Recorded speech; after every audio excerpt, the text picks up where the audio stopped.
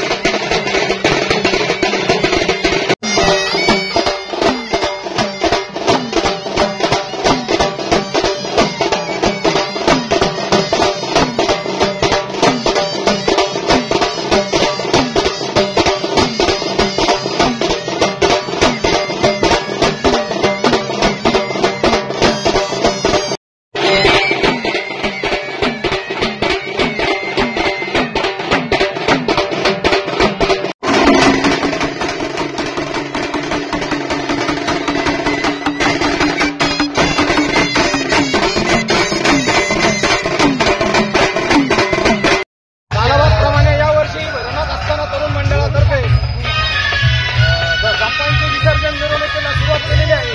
दरवर्षीप्रमाणे यावर्षी शिडीला फाटा देत आणि पारंपरिक वाद्यांच्या माध्यमातून सालाबादप्रमाणे हिंदू संस्कृतीनुसार बाप्पाच्या विसर्जन मिरवणुकीची सुरुवात केलेली आहे।